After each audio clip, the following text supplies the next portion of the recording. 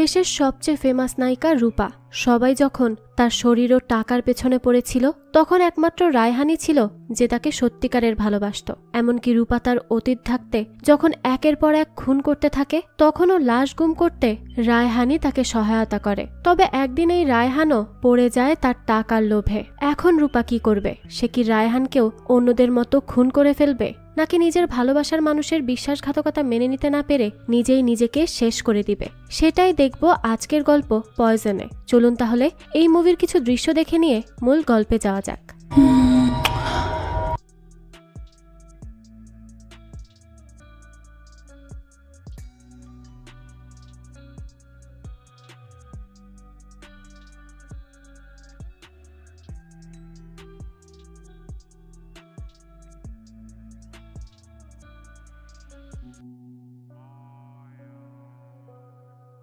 গল্পের শুরুতেই দেখা যায় এখানে একটা পার্টি হচ্ছে, যেখানে সব পরিচালক, প্রডিউসার, ডিরেক্টর সবাই আছে। আর এই পার্টির মূল আকর্ষণ হচ্ছে নায়িকা রূপা। তো রূপার সাথে আর একজন থাকে, তার বয়ফ্রেন্ড রায়হান। রায়হান তাকে সব কাজে হেল্প করে। তো বাইরে এসে রূপা একজন সাংবাদিকের সাথে কথা বলে যার নাম সামাদ। তো সামাদ রূপার সাথে খুব একটা ভালো স্বরে কথা বলে না, তাই রূপাও তার সাথে তার মতোই আচরণ করে আর সেখান থেকে চলে আসে তার রুমে, কারণ সে কাউকে দেখেছে।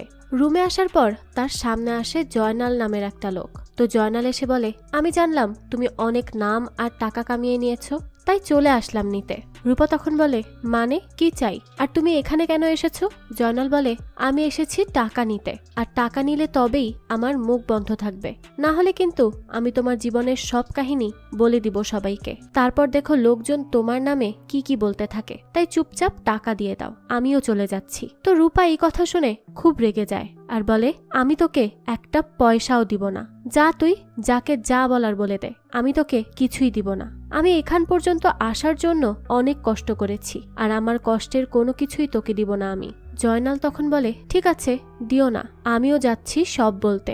তখনই আবার পেছন থেকে রূপা তাকে মাথায় আঘাত করে, আর সেখানেই নিচে ফেলে একের পর এক আঘাত করে প্রাণেই শেষ করে দেয়। তো এখানে রূপার অতীতের কিছু হালকা হালকা দৃশ্য দেখা যায়, যা দেখে আন্দাজ করা যায় তার অতীতের কিছুই ভালো না, খুব খারাপ রকমের স্মৃতি তার ভেতরে জমা আছে। সেই সম্পর্কে বিস্তারিত পরে জানা যাবে। আপাতত এখন খুন করার পর রূপা চিন্তায় পড়ে যায় সেই লাশের কি করবে। তখনই সেখানে আসে রায়হান, আর সে এই লাশ দেখে তো একেবারেই শকড। রূপা বলে, তোমার অবাক হয়ে যাওয়া যদি শেষ হয় তাহলে বলো এই লাশের কি করা যায়। রায়হান বলে, রূপা এটা তুমি কি করলে?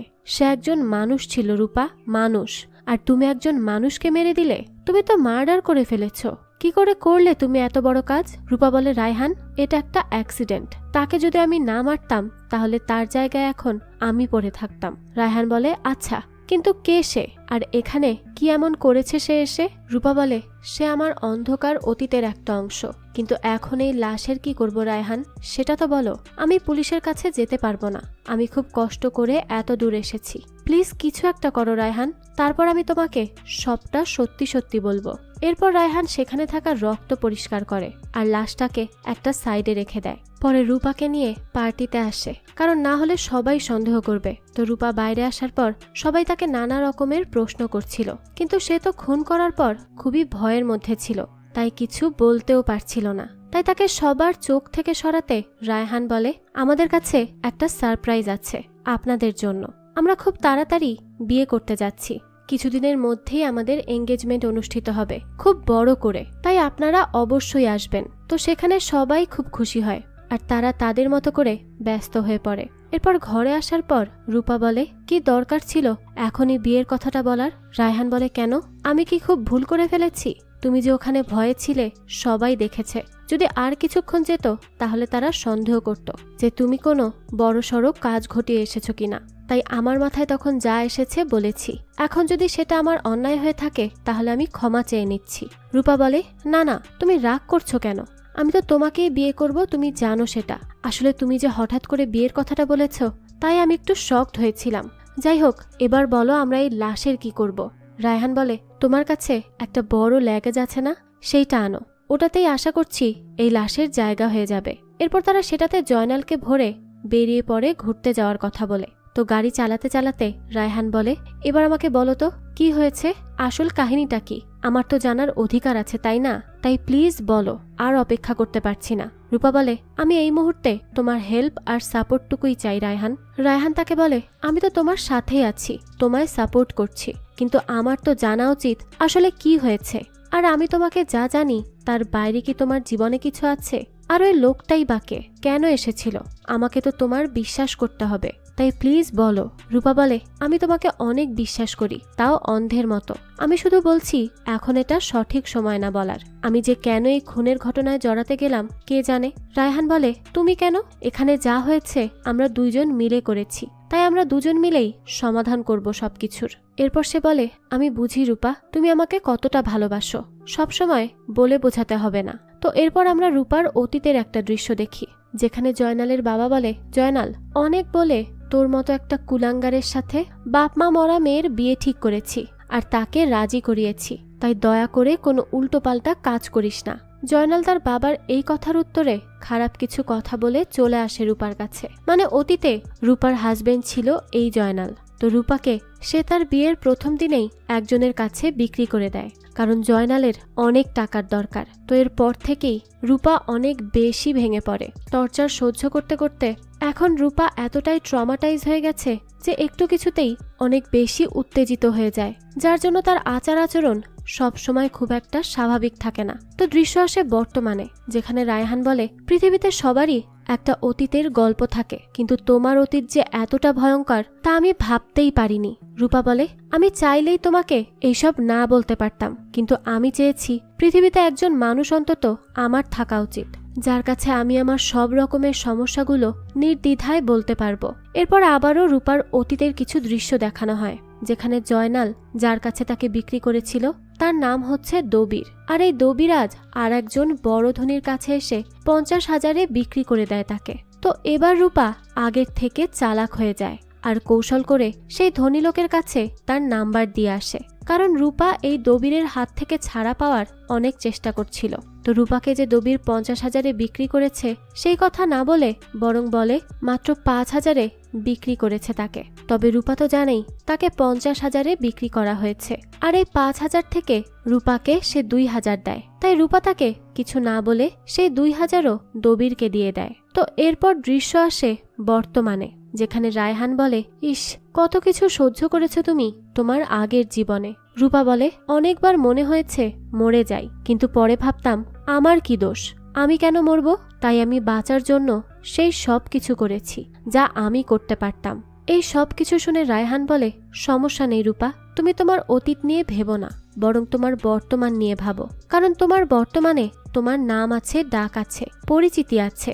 রূপা তখন বলে, হ্যাঁ, আর তুমি তো আমার সেই নামকেই ভালোবাসো, আমি খুব ভালো করেই জানি। তো এরপর তারা যখন রাস্তা দিয়ে যাচ্ছিল তখন দেখা যায় আজ পুলিশ গাড়ি চেক করছে, কারণ কিছু মাদক এসেছে দেশে, সেগুলো ধরতে হবে। তো রায়হান তো খুবই ভয় পেয়ে যায়, আর রূপা বলে, কোথায় সে আমাকে সামলাবে, না উল্টো সে ভয় পাচ্ছে। রায়হান বলে, তুমি জানো তো পুলিশ দেখলে আমার কেমন কেমন লাগে, আর আমি অস্থির হয়ে যাই। তারপর রূপা সেখান থেকে নেমে পুলিশকে ভুলিয়ে দেয়, কারণ সে তো নায়িকা, আর একজন নায়িকাকে এত কাছ থেকে দেখে পুলিশ যে কি করবে সেটা তার মনেই থাকে না। তারপরও চেক করতে যায়, কিন্তু তখন অন্য গাড়িতে সেই মাদক পেয়ে যায় তারা। তাই পুলিশ রূপার সাথে সেলফি তুলে তাকে সেখান থেকে যেতে দেয়। তো যেতে যেতেই রায়হান বলে, এইভাবে আমরা কতবার বাঁচবো? রূপা বলে, জীবনে তো অনেক কিছুই করেছি, আর এখন পর্যন্ত বেঁচেও আছি। তারপর দৃশ্য যায় রূপার অতীতে, যেখানে রূপা তার সেই ধনী ক্লায়েন্টকে বলে, আপনি প্লিজ ওই দবিরের কাহিনীটা শেষ করে দিন, প্রাণে মেরে ফেলুন, কারণ সে আমার আর আপনার ভিডিও দিয়ে ব্ল্যাকমেইল করছে। তো আসলে এটা মিথ্যা কথা, কারণ দবির তাকে ব্ল্যাকমেইল করত তার আর রূপার ভিডিও দিয়ে। কিন্তু রূপা যদি এই সত্য কথা তার ক্লায়েন্টকে বলে তাহলে তো তার কাজ হবে না, তাই সে বুদ্ধি করে ক্লায়েন্টকে মিথ্যা কথা বলে। এই কথা জানার পর তো তার ক্লায়েন্টও বলে, এত বড় সাহস দবিরের, আমি তাকে একদম শেষ করে দিব। এরপর দৃশ্য আসে বর্তমানে, যেখানে রূপা আর রায়হান চলে আসে তাদের ফার্ম হাউসে। কিন্তু অবাক করার বিষয় হচ্ছে, রূপা আর রায়হান বাড়ি ঢুকেই দেখে সেখানে আগে থেকেই আছে রূপার ম্যানেজার মিহির। মিহিরকে দেখে রূপা বলে, মিহির তুমি এখানে? মিহির বলে, কি ম্যাডাম, চমকে গেলেন তো তাই না? আমি আপনাদেরকে সারপ্রাইজ করতে এসেছি। আপনার তো সাদা গোলাপ পছন্দ, তাই আমি এনেছি, এই নিন। তারপর মিহিরের থেকে রূপা গোলাপ নিয়ে বলে, ধন্যবাদ, তুমি এখন যেতে পারো। মিহির বলে, না ম্যাডাম, আমি তো এখানে আপনাদের সাথে থাকতে এসেছি। রায়হান তখন রেগে বলে, কি তোমার মাথায় কি সমস্যা আছে? তুমি কি কিছুই বুঝতে পারছো না? আমরা দুজন এখানে এসেছি পার্সোনাল সময় কাটাতে, আর এর মধ্যে তুমি কি করবে? মিহির তখন বলে, স্যার, আমাকে এইসব বলে লাভ আছে? আপনারা যে ভারী ব্যাগটা বয়ে এনেছেন তার মধ্যে কি আছে আমি খুব ভালো করেই জানি। রূপা বলে, মানে কি আছে? আমার কাপড় চোপড় আছে, এছাড়া আর কি? মিহির বলে, সরি ম্যাডাম, আমি জানি সেখানে কি আছে। রূপা এই কথা শুনে বলে, কি বলতে চাইছো কি তুমি? মিহির বলে, ওই ব্যাগে যার লাশ আছে তার ব্যাপারে আমি সব খোঁজ খবর নিয়েছি, সব জানি। আর আপনি যখন পার্টি থেকে হঠাৎই চলে যান আমার সন্দেহ হয়, তাই আপনার ঘরের সামনে যাই, তখন শুনতে পাই জয়নাল আপনার সাথে কথা বলছে। এরপর আমি আমার প্ল্যানটা বের করি, আর অনেক খুঁজে আমি ঠিকই বের করে ফেলেছি আপনাদের আসল জায়গা। রূপা বলে, মিহির, তুমি তো আমার কাছে আমার ভাইয়ের মতো, তাই না? তাহলে এখন তোমার বোন বিপদে আছে, তুমি কি তাকে হেল্প করবে না? মিহির বলে, আরে ম্যাডাম, এত আবেগের কথা বললে লাভ হবে নাকি? তখন রূপা তাকে জিজ্ঞেস করে, তাহলে তুই কি চাস মিহির? টাকা বল, কত লাখ চাস?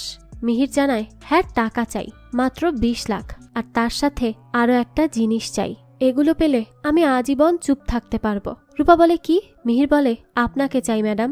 এখন এই কথায় তো রূপার রাগ বাড়তে থাকে। রায়হানও মিহিরকে মারতে যায়, কিন্তু ঠান্ডা মাথায় পরে রূপা বলে, আচ্ছা তুমি আগে আমাদের কাজ করো, লাশ গলানোর জন্য যা যা লাগবে সেই সব নিয়ে আসো। কয় লিটার অ্যাসিড লাগতে পারে বলো তো? মিহির জানায়, এই তো 5 লিটার লাগবে, একটু কাটাছেঁড়া করে দিলে আর কি। রূপা বলে, তাহলে 10 লিটার নিয়ে আসো, আর তোমার জন্য বাকি টাকাগুলোও রেডি রাখছি, যাও।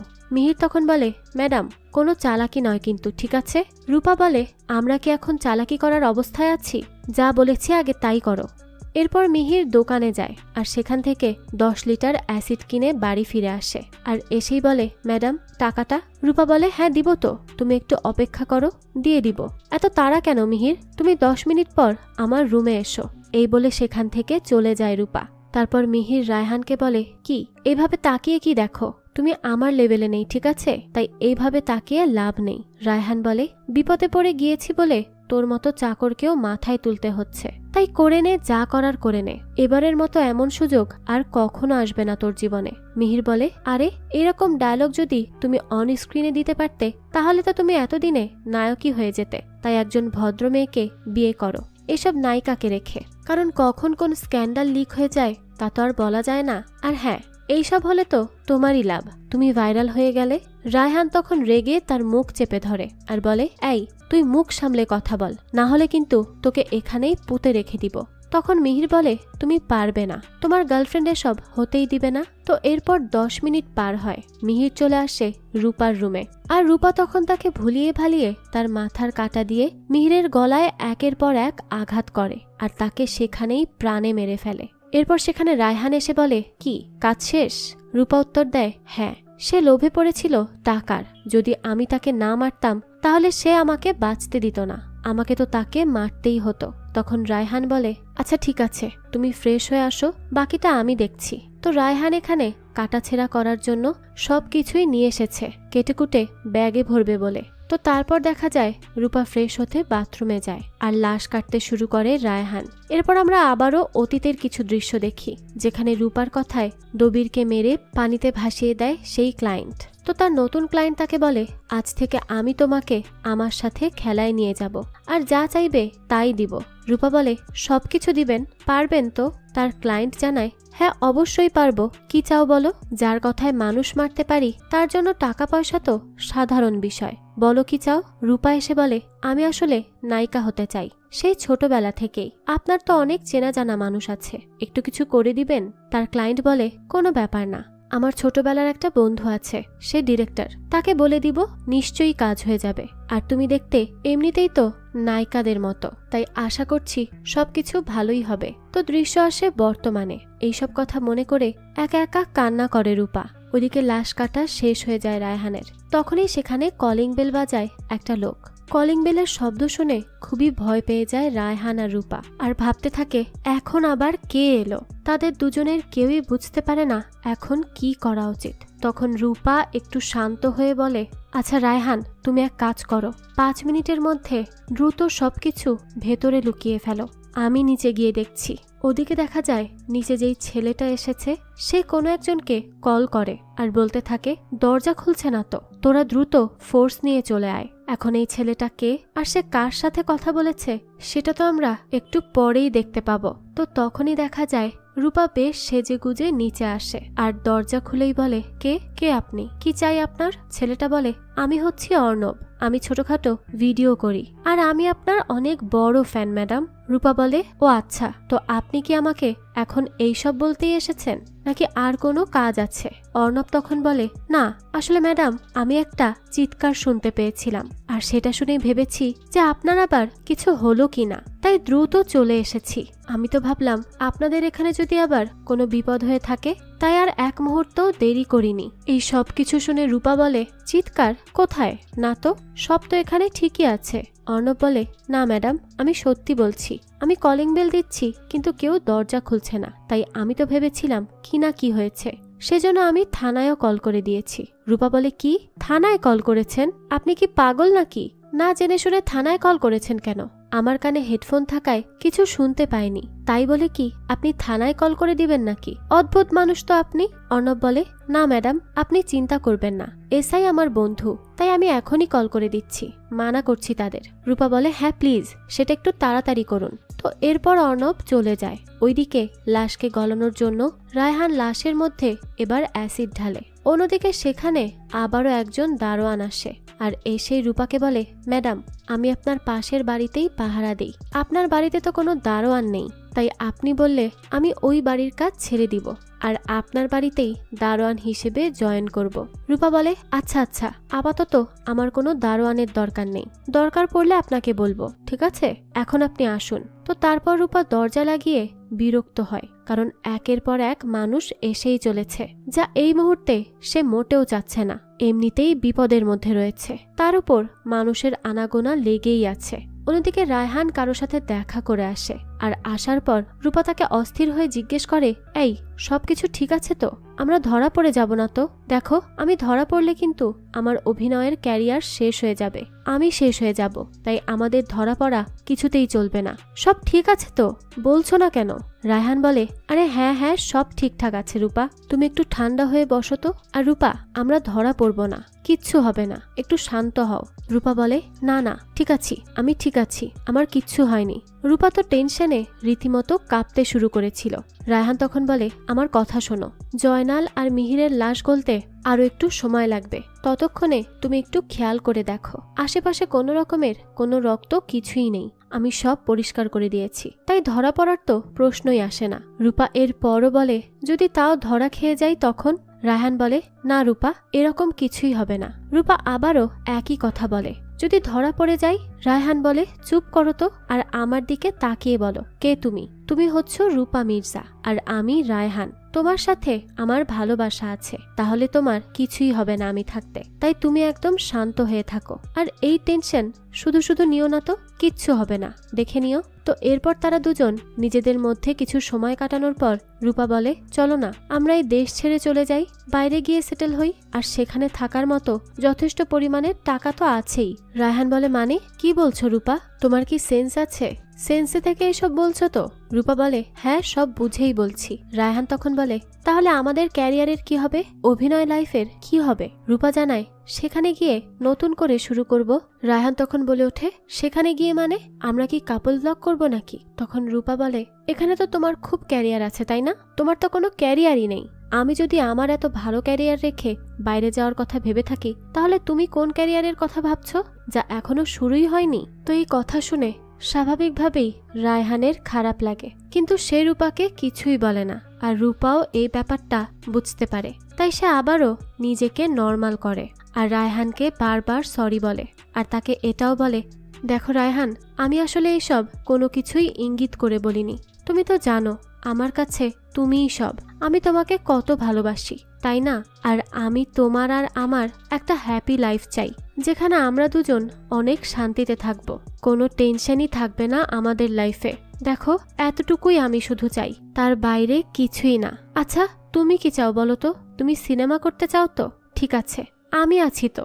আমি প্রডিউসার হব, আমি বানাবো সিনেমা, আর সেখানে নায়ক হবে তুমি। আমি আর তুমি দরকার পড়লে একসাথেই অভিনয় করব। তাই তুমি দয়া করে এসব নিয়ে কোনো চিন্তা করো না। রায়হান তখন বলে, দেখো রূপা, আমি এখান পর্যন্ত এসেছি শুধুমাত্র নিজের কষ্টে। তাই আমি ভবিষ্যতে যা করব নিজে থেকেই করব, কারোর সাহায্য নিয়ে আমি সামনে এগোতে চাই না, তোমারও না।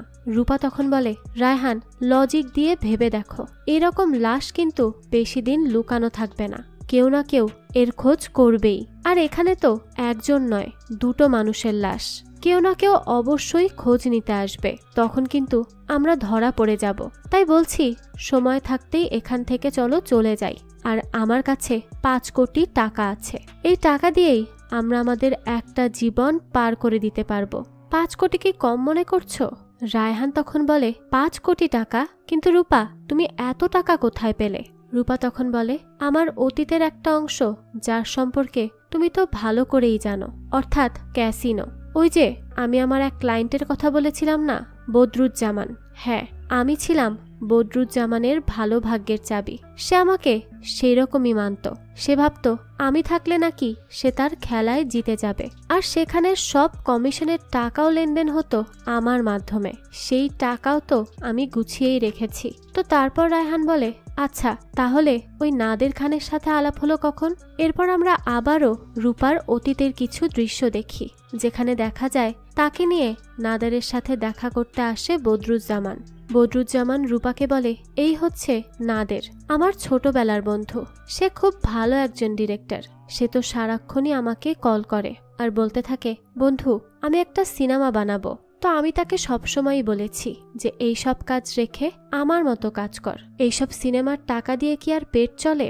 কিন্তু আমার বন্ধু তো সিনেমা করতেই থাকে। তো যাই হোক, রূপা যেহেতু তাকে বলেছিল সে নায়িকা হতে চায়, তাই সে রূপাকে তার বন্ধু নাদেরের কাছে নিয়ে এসেছে। তো এরপর সে নাদেরকে বলে, আমি রূপাকে এনেছি, তাকে তুই নায়িকা বানাবি, সবচেয়ে টপ নায়িকা, আর আমি তোকে ডিরেক্টর বানিয়ে দিচ্ছি। আমি জানি তুই ভালো সিনেমা বানাস, কিন্তু টাকার অভাবে সেটা পারছিস না, তাই আমি হব তোর সিনেমার প্রডিউসার। আমি টাকা দিব, আর এর মাধ্যমে আমি আমার কালো টাকাও সাদা করে নিতে পারবো। আশা করি বুঝতে পারছিস। নাদের তখন বলে, হ্যাঁ, সব বুঝতে পেরেছি, আর কিচ্ছু বলতে হবে না। তো তারপর বদরুজ্জামান আরো বলে, কিন্তু একটা কথা আছে বন্ধু, আমার রূপার দিকে কিন্তু কেউ কুদৃষ্টি দিয়ে তাকাতে পারবে না, এমনকি তুইও না। এই কথাটা যেন মাথায় থাকে। এর যদি কোনো নড়চড় হয় তাহলে কিন্তু খুব একটা ভালো হবে না। তো এই সময় দেখা যায় বদরুজ্জামানের একটি কল আসে, তাই সে তাদের দুজনকে বলে, তোমরা কথা বলো, আমি আসছি। এই বলে সে চলে যায়। তখন নাদের আর রূপা কথা বলা শুরু করে। নাদের রূপাকে বলে, অভিনয় করার জন্য অনেকেই অনেক কিছু করে, অনেক কিছু পারেও, কিন্তু তুমি তো এখন সরাসরি নায়িকা হতে চাইছো। তো তার জন্য যে ন্যূনতম অভিনয়টা জানা দরকার, সেটা কি তুমি পারো? আগে কখনো করেছো? রূপা তখন বলে, কেন? এই যে প্রতিদিন ভালো থাকার জন্য প্রতিনিয়ত অভিনয় করে যাচ্ছি, সেগুলো কি অভিনয়ের মধ্যে পড়ে না? সেগুলো কি বাস্তব মনে হয় না? নাকি আরো বাস্তব করে দেখাতে হবে? বলুন একবার, দেখাচ্ছি। নাদের তখন বলে, দেখো রূপা, এইরকম ভাবে সব ছেলেরা কিন্তু গলে না, তাই এইসব এখন রাখো। তো এরপর নাদের কিছু আগেকার ডিরেক্টরের নাম বলে, যারা এই পর্যন্ত অনেক সফল মুভি তৈরি করেছে, যাদের নাম ডাক চারিদিকে, কিন্তু এদেরকে তো রূপা চেনেই না। নাদের বলে, যারা বহু বছর ধরে ব্যবসা সফল মুভি তৈরি করেছে, তাদেরকে তোমার চিনতে হবে, কারণ তুমি বাংলা সিনেমার নায়িকা হতে চাইছো। নায়িকা হতে হলে অনেক কিছু জানতে হয়, অনেক কিছু সম্পর্কে জ্ঞান থাকতে হয়, বিশেষ করে সিনেমা সম্পর্কে। যাই হোক, তো যারা অনেক ভালো ভালো মুভি তৈরি করেছেন, তাদের মধ্যে একজন হলেন শহীদুল ইসলাম খোকন। সে আমার খুবই কাছের একজন মানুষ ছিলেন। সে আমাকে বলতো, আমি যদি জীবনের থেকে কোনো বাস্তব গল্প তুলে আনি, তাহলে সেটা দর্শকের মন ছুঁয়ে যাবেই যাবে, আমাকে আর কোনো কিছু চিন্তা করতে হবে না। তাই আমিও আমার প্রথম সিনেমা আমার জীবনের অভিজ্ঞতা থেকেই সামনে নিয়ে আসতে চাই, বাস্তবতাকে তুলে ধরতে চাই।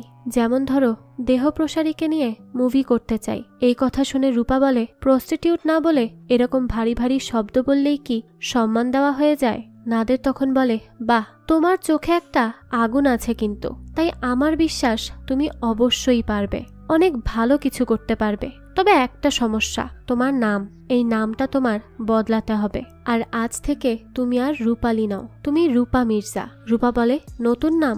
আমি তো আমার নিজেকে এমনিতেই চিনতে পারি না। যদি একটা নতুন নাম নতুন পরিচয় দেয় তাহলে সেটা বদলে নেওয়াই ভালো। তো তারপর নাদের তাকে সিলেক্ট করে নেয় তার প্রথম সিনেমার জন্য। এরপরই দৃশ্য আসে বর্তমানে, যেখানে রূপা বলে, শোনো রায়হান, এই পৃথিবীতে তুমি একমাত্র মানুষ যাকে আমি আমার টাকার ব্যাপারে বলেছি। আজ পর্যন্ত আর কাউকেই বলিনি। জানো, আমার এখন অনেক হালকা লাগছে। আর শোনো, আর একটা কথা বলি, যদি কখনো আমার কিছু হয়ে যায় তাহলে এই টাকা কিন্তু তুমি নিবে, কারণ আমি তোমাকেই সবচেয়ে বেশি ভালোবাসি। যাই হোক, তুমি ভাবতে পারো এই সব কথা এখন কেন বলছি, তাই না? আচ্ছা, সকালেই সব কথা বলবো, তবে এখন চলো আমরা ঘুমাতে যাই। রায়হান তখন বলে, তোমার কি সত্যিই ঘুম আসবে রূপা? রূপা উত্তর দেয়, কেন ঘুম আসবে না? কারণটা কি ঘুম না আসার? এমন কি হয়েছে যে ঘুম আসবে না বলো তো? তো এরপর সে রায়হানকে বলে, আচ্ছা রায়হান, একটা মিনিট আগে আমার কথাটা শুনে রাখো। দেখো, আমি যা যা করেছি তা কিন্তু কোনো পাপ না। আমি এইসবের জন্য একদমই অনুতপ্ত না। আমি নিজে বেঁচে থাকতেই এই সব করেছি। কিন্তু যারা আমার হাতে মরেছে তারা কিন্তু মরেছে তাদের লোভের জন্য। তারা তাদের লোভ সামলাতে পারেনি। তাই আমার যা মনে হয় আমি ভালোই করেছি। আর এবার আমি আর একটা কাজ করব। রায়হান বলে, কি করবে আর? রূপা তখন বলে, আমি এখন মিহিরের স্ত্রীকে কল করব আর তাকে বলবো মিহির কোথায়, আর এটাও জিজ্ঞেস করব সে তো ছুটি নিয়ে গিয়েছে। তাহলে কোথায় সে? তারপর তার স্ত্রী বলবে, কই ম্যাডাম, মিহির তো বাড়ি আসেনি। তারপর টেনশনে টেনশনে মিহিরের স্ত্রী উল্টো আমাকে কল করবে শুধুমাত্র সাহায্যের জন্য। আমিও তাকে তখন পুলিশ স্টেশনে নিয়ে যাব। সুন্দর নাই বুদ্ধিটা? রায়হান বলে, হ্যাঁ, একদম পারফেক্ট। কিন্তু একটা কথা, সে তোমাকে হেল্প করবে তো? রূপা বলে, রায়হান, আমি রূপালী না, আমি হচ্ছি রূপা মির্জা, আর আমি সব করতে পারি, আর তুমি সেটা ভালো করেই জানো। তো পরের দিন দেখা যায় রূপা মিহিরের স্ত্রীকে নিয়ে থানায় চলে আসে। সে তার প্ল্যান অনুযায়ী সব কিছু করে। তখন পুলিশ অফিসার তানভীরকে রূপা বলে, তানভীর ভাইয়া, কেসটা একটু মন দিয়ে দেখবেন, কিন্তু সে আমার কাছে আমার ভাইয়ের মতোই, তাই দেখুন কি করা যায়, আর একটু দ্রুত করার চেষ্টা করবেন, যে করেই হোক খুঁজে আনার চেষ্টা করুন। তখন পুলিশ অফিসার তানভীর বলে, ম্যাডাম, কোনো সমস্যা নেই, আমরা তো আছি, আর আমাদের পুলিশের কাজই তো এটা। আর আপনি যখন বলেছেন তাহলে মনে করুন অর্ধেক কাজ হয়েই গিয়েছে। তো এরপর মিহিরের স্ত্রী বলে, স্যার, আমার হাজবেন্ড কিন্তু অনেক ভালো মানুষ, আর সেই একমাত্র আমাদের ঘরে যে ইনকাম করে, আমাদের কিন্তু আর কোনো ইনকাম সোর্স নেই। তখন রূপা বলে, আরে টেনশন করছো কেন, আমি আছি তো, আমি থাকতে তোমাদের কোনো চিন্তাই করতে হবে না, আমি তোমাকে দেখব, বুঝতে পেরেছ? তাই কোনো চিন্তা না। মিহিরের স্ত্রী তো এইসব কথায় খুব খুশি হয়ে যায়।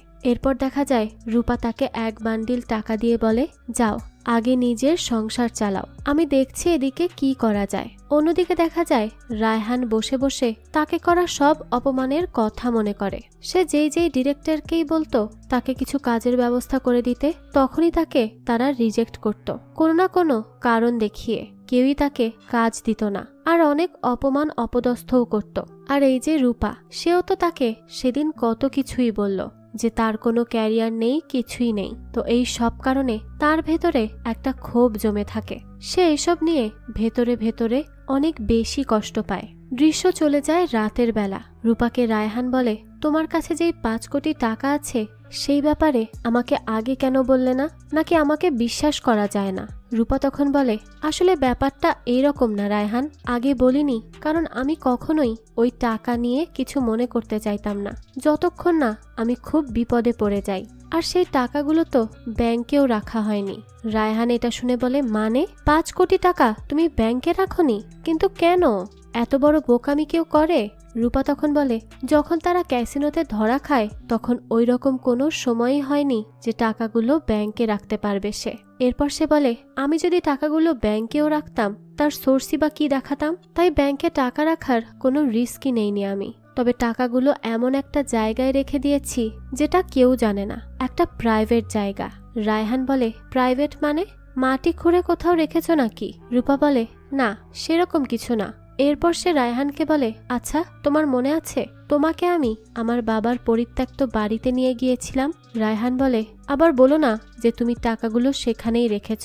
রূপা তখন বলে, কেন বিশ্বাস হচ্ছে না নাকি? এটা শুনে রায়হান বলে, আমি কেন, অন্য কেউই বিশ্বাস করবে না, কারণ এতগুলো টাকা কেউ এরকম জায়গায় কিভাবে রাখতে পারে? রূপা তখন বলে, আর ঠিক সেই কারণেই আমি এই জায়গাটাই বেছে নিয়েছি, আর সেখানেই আমার টাকাগুলো রেখেছি, যেন কেউ ভাবতেই না পারে কিছু।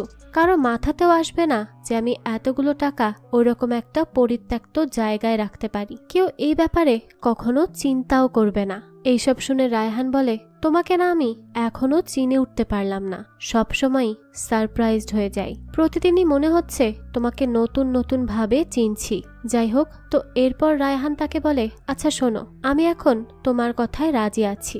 আমি আর তুমি দেশের বাইরেই চলে যাব।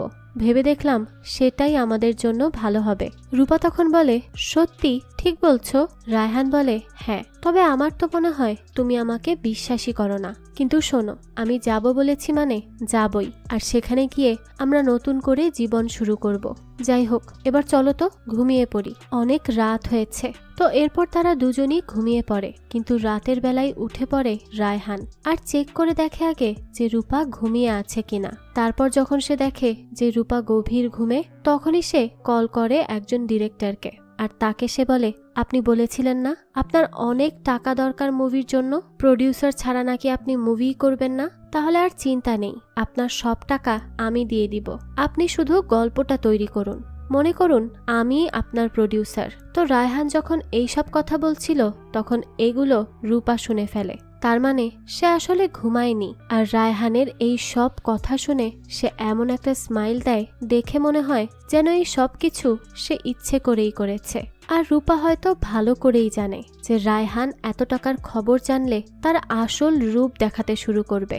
এই জন্য সে রায়হানকে তার এত টাকার কথা বলেছে, আর এজন্যই সে না ঘুমিয়ে ঘুমানোর ভান ধরেই এতক্ষণ পড়েছিল।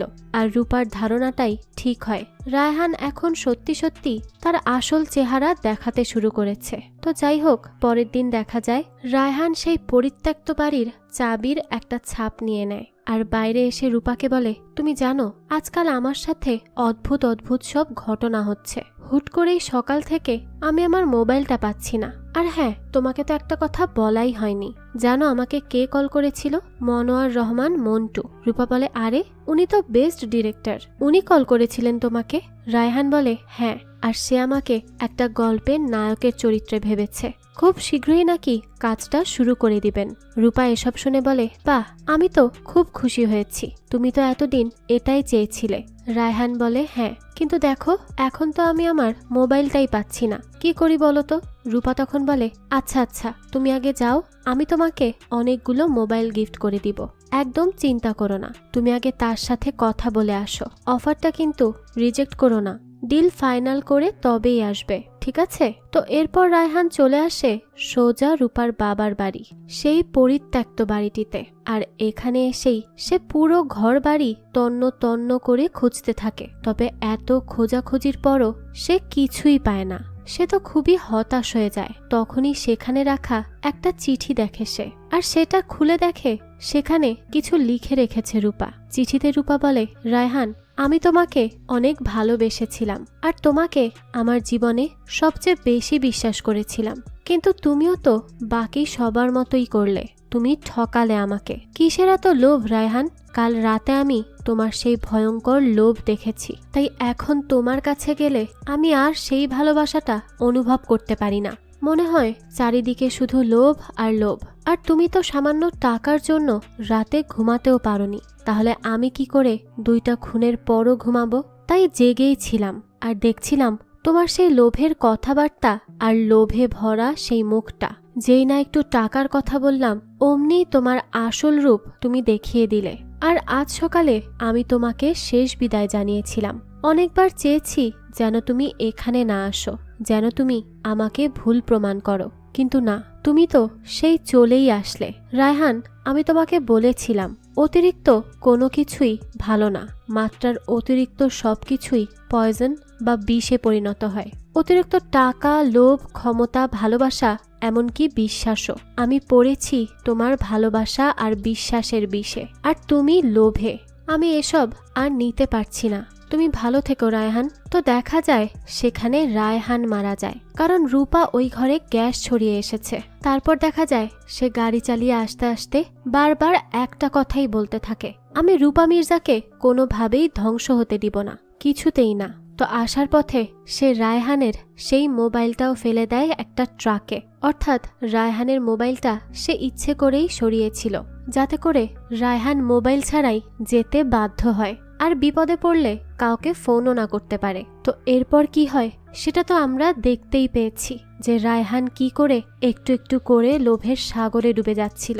এরপর দেখা যায় রূপা বাড়ি ফিরে এসে সেই টাকাগুলোকে বের করে একটা বুকশেলফের সাইড থেকে। এগুলো দেখে সে অনেক কান্না করতে থাকে আর সেখানেই ঘুমিয়ে পড়ে। পরের দিন সে এঙ্গেজমেন্টের জন্য সেজে গুজে বসে থাকে। তখন সবাই তার ছবি তুলছিল, শুভেচ্ছা জানাচ্ছিল। তো তাকে এসে একজন জিজ্ঞেস করে, রায়হান কোথায়? রূপা বলে, আর বলবেন না, আজ সকালেই বলল আমার জন্য একটা সারপ্রাইজ আছে। সেই যে গেল, এখনো আসেনি। কিন্তু কখন থেকে কল করছি, ধরছেই না।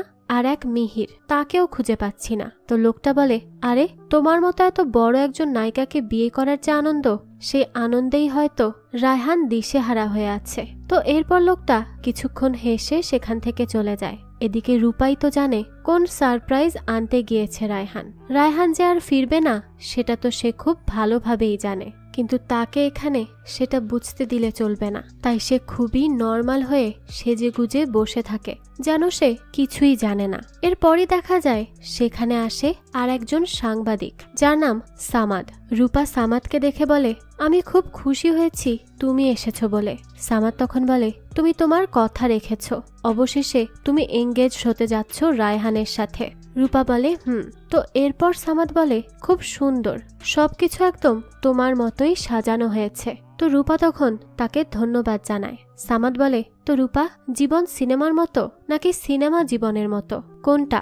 রূপা তখন বলতে থাকে, সামাদ ভাই, জীবনটা সিনেমার থেকেও বেশি অদ্ভুত। তো এরপর রূপা আবারও ফোনে কল করার ট্রাই করে। তখন সামাদ বলে, কাকে কল দিচ্ছ? রূপা বলে, রায়হানকে ভাই।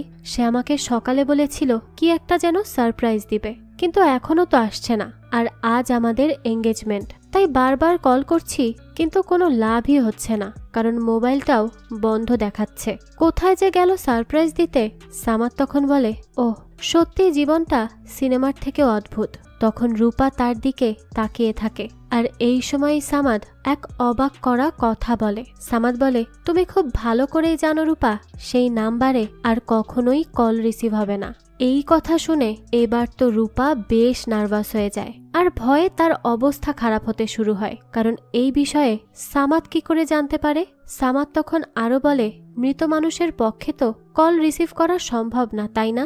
এই কথা বলেই সামাদ হাসতে হাসতে সেখান থেকে চলে যায়। আর রূপা তো এইসব শুনে সেখানেই শকড হয়ে বসে পড়ে। তার মাথায় তো কিছুতেই আসছে না যে সামাদ কি করে এত কিছু জানলো, আর জেনেও যদি থাকে তবে সে কেন পুলিশ বা অন্য কাউকে কিছু জানালো না? তাহলে কি সেও কিছু চাইবে রূপার থেকে? তো এইসবের মধ্য দিয়েই এই গল্পটা এখানেই শেষ হয়, কিন্তু আমাদের কাছে রেখে যায় অনেকগুলো প্রশ্ন। যেমন রূপা তো এই পর্যন্ত অনেকগুলো ক্রাইম করেছে, কিন্তু পুলিশ বা কেউই তার ক্রাইম পর্যন্ত পৌঁছাতে পারেনি। শুধুমাত্র সামাদই জানতো সবকিছু। তবে তার যদি ইচ্ছা থাকতো পুলিশকে বলার, তাহলে এখানে আসার আগেই সে বলে আসতো বা পুলিশকে সাথে নিয়ে আসতো, কিন্তু সে এগুলোর কিছুই করেনি। তার মানে এটা তো পরিষ্কার যে সামাদের নিয়ত ভালো না। সেও হয়তো এর মাধ্যমে রূপাকে ব্ল্যাকমেল করবে। এরপর রূপা কি করবে? সে কি মিহির, জয়নালের মতো সামাদকেও খুন করে ফেলতে পারবে? কারণ তার শেষ প্রমাণ তো একমাত্র সেই। আর এই সামাদি বা এত কিছু কি করে জানতে পারলো? তো এই সব প্রশ্নের উত্তরই হয়তো আমরা পরবর্তী সিজনে জানতে পারবো, যেটা এখনো রিলিজ হয়নি। তবে এর পরবর্তী সিজন রিলিজ হওয়ার সাথে সাথে আমি অবশ্যই সেটা আপনাদের জন্য এক্সপ্লেইন করার চেষ্টা করব। তো আজকের এই গল্পটা আপনাদের কাছে কেমন লেগেছে সেটা কিন্তু কমেন্ট করে জানাবেন। যদি এতটুকু ভালো লেগে থাকে তাহলে একটি লাইক দিয়ে যাবেন। আর হ্যাঁ, আমাদের এই চ্যানেলে কিন্তু প্রতিনিয়তই নতুন নতুন ভিডিও আপলোড করা হয়। সেই সব ভিডিওর আপডেট পেতে আমাদের চ্যানেলটিকে সাবস্ক্রাইব করে বেল আইকনে অল দিয়ে রাখতে কিন্তু ভুলবেন না। আজকে তাহলে এই পর্যন্তই, আবারও হাজির হব নতুন কোনো ভিডিও নিয়ে। সেই পর্যন্ত সবাই ভালো থাকবেন আর আমাদের চ্যানেলের সাথেই থাকবেন। ধন্যবাদ।